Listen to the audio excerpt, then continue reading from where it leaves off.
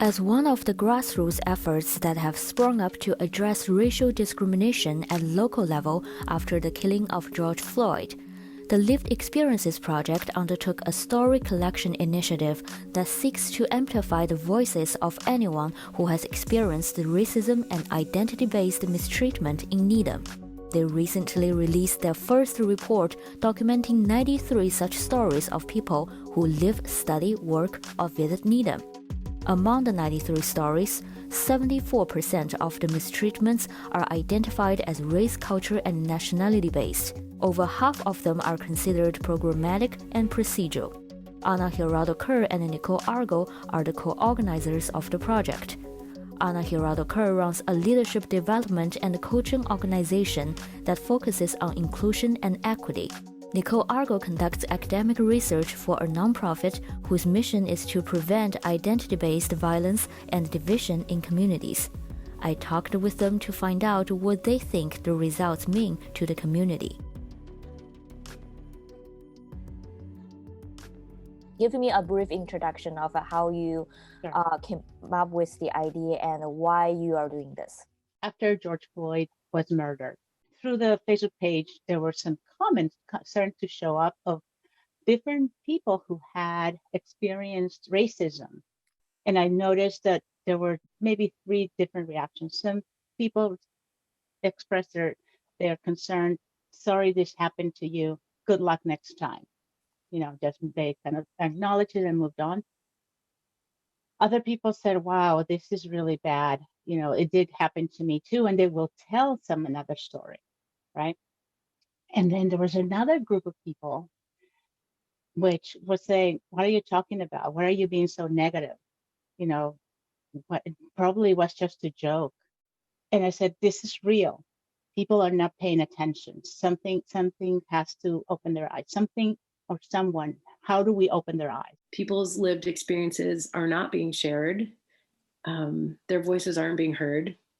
Let's develop a platform that will amplify those voices, that will provide evidence for the discrimination and racism that might exist here in Needham, and that can lead to a larger call for change. The idea of stories, we created an anonymous survey platform that anybody who had experienced bias or discrimination in Needham could participate in. And also if you had witnessed it or were a friend or family member of someone who had experienced it.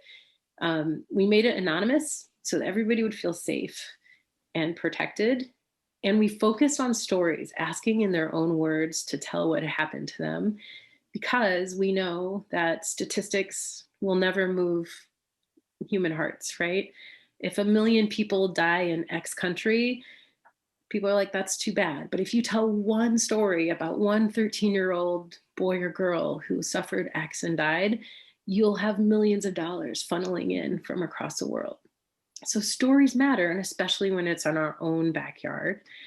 That I walk down the street and I suddenly become aware of something that happened on this corner will completely activate me, versus if you say 13% of Needham residents have suffered X. We really believe that that's the first step for our town to start to address this issue.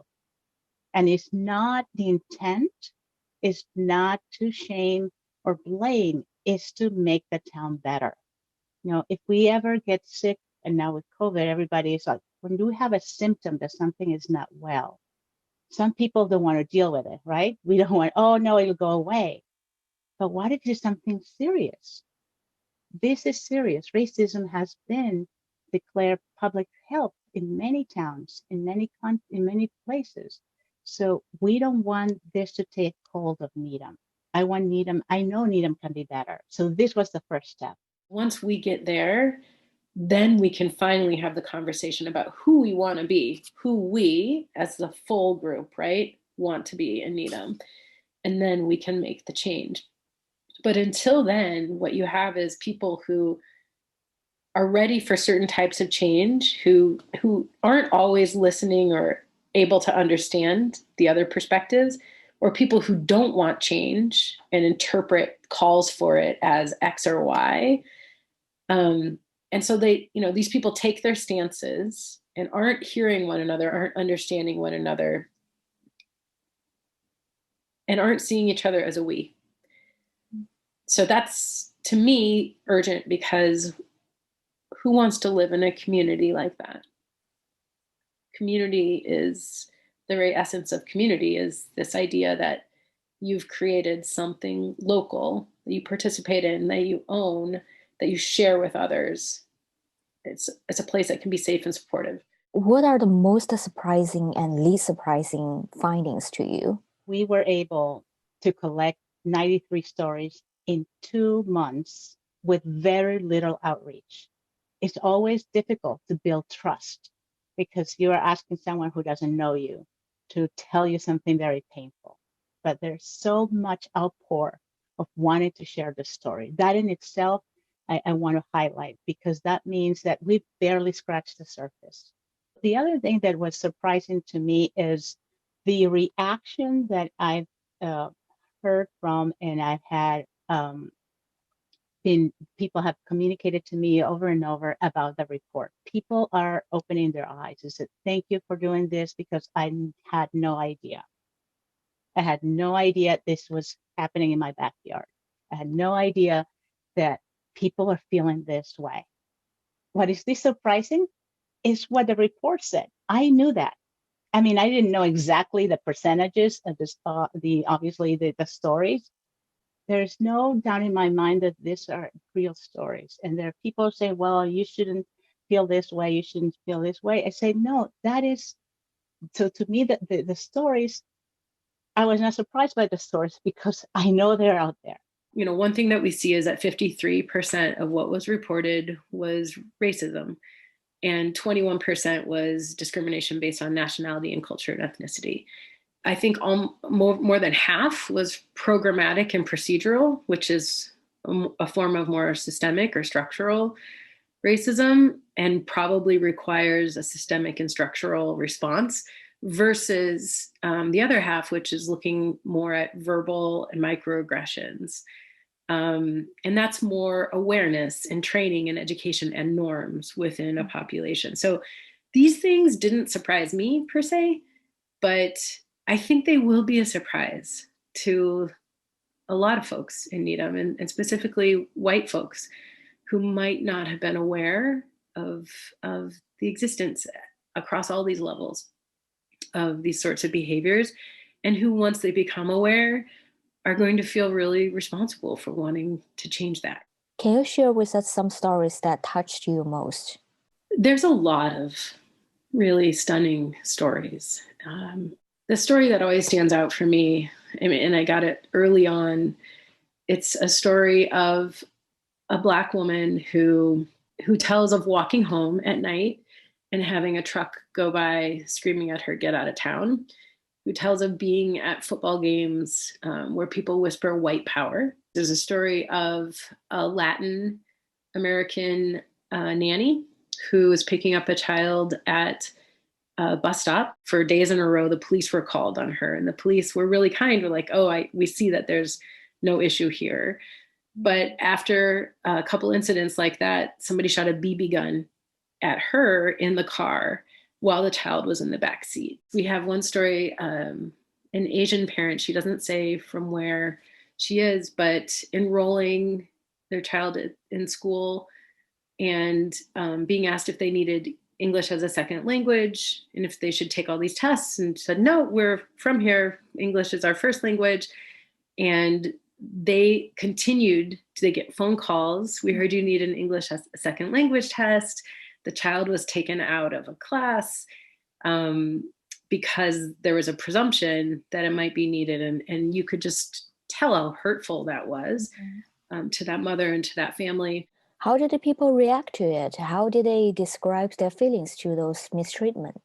Certainly, the recipients of bias and discrimination suffer. We have so much research on that, physiologically and with disease and with aversive emotions and lack of trust and performance barriers because of that within the society in which they're excluded and mistreated.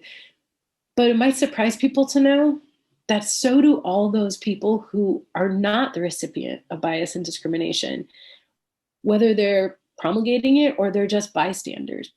They feel the exclusion, they feel guilt and empathy for the people receiving it. They feel like something's wrong and they feel disempowered. They feel part of something that is not fair.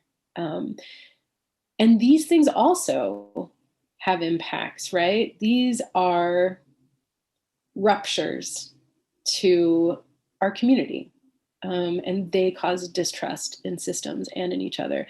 So in both the school survey as well as the community survey, we heard a lot of disappointment and anger and mistrust come from the fact that bias and discrimination was being seen or experienced and nothing was being done about it. I think that was really strong, especially in the school piece, because so many more people were white who were responding to it, but it also came out in our data, and there's a lesson there, right?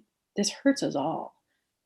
And we can all stand up and take a role in making it better. There are many efforts going on right now in town, including the Needham Unite Against the Racism initiative, and the town just formed a working group. What kind of recommendations would you make to them? We are in conversations. We're going to discuss that with them. We are, the report is available to any organization in Needham who wants to use it as a jumping off point to figure out what to do. Our recommendation at this point is to go deeper. They need to go deeper and more analysis, more data points to collect in order for them to understand the breadth of how the system is really creating this situation. So right now, it's not the time to find a solution. It's like, what is the next step? How do we look at the whole picture? Perhaps, again, like what are the report points to different areas? School is one, the police is another. Then there's some businesses also that are, they're doing profiling, right? So maybe, and there's also some comments about housing. So those are the pockets. How do we look at those pockets in more depth? And maybe there are others. Once we have identified the different forms of racism and identity-based discrimination, and identified, our survey asks people, what kinds of change would you like to see? What would have ideally happened in the situation? So we get a lot of hope. We have a sense of what people want. I think we should do a representative survey. So far, the people who have responded are those people who are probably most passionate or most trusting of this process. And that's a handful. That's like the people kind of on the top who are already engaged. But there's a lot of other people who have stories to share, who are marginalized, or white people in town who have witnessed and been affected by these things, who we just haven't gotten to because we haven't reached out. So right now, our survey results are not representative of the marginalized community. And even after, say we got everybody who's been marginalized to respond, even after that, we don't have survey results that are representative of the entire community, like a randomized sample of Needham, where the percentages match the ethnicities and the race and the gender, et cetera, where we could say these results are tell us the kind of an audit of inclusion and equity in Needham. That is the type of data that you build policies on, because it tells you how prevalent this is. What are people's attitudes and fears and aspirations? How much support do you have for different types of reform or addressing it? I think that's, as a researcher, that kind of data is gold standard, and that would be really helpful. But we have some steps, even with the survey we've done right now, to get there. What's your perspective on diversity in terms of some people may think lack of diversity causes the issue? There was one report that came out in a school district that there are about 50 plus languages spoken in Needham. So there is some diversity. I would not focus my attention in diversity. I would focus my attention on inclusion and equity. Where there is a lack is in um, where there is a lack of diversity is in the in town leadership, in positions of power. That's where there's no diversity, right? And that also came out in the listening session that people mentioned that, and there was a response about, we're open, we welcome everybody. That's always the first answer, and that answer doesn't do anything, because the fact that one person is open, that they say anybody's welcome, doesn't change the systems that still make things unequal. You see, that I feel that I'm open to everybody coming to my house doesn't change the fact that in my town, people who are not white can be pulled over by the police, which is, we have several of those stories too. You see, so if I'm welcoming, it has nothing to do if the system still doesn't support that.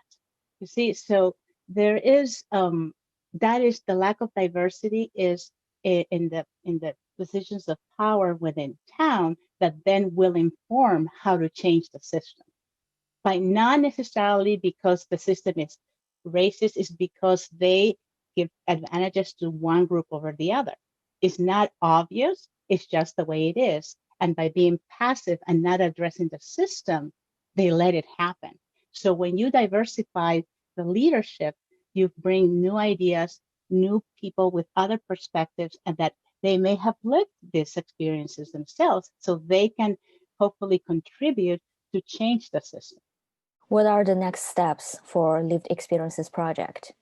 We are actually reevaluating where are we going next, because we really didn't know what to expect, and we had this aspiration. So let's do this often.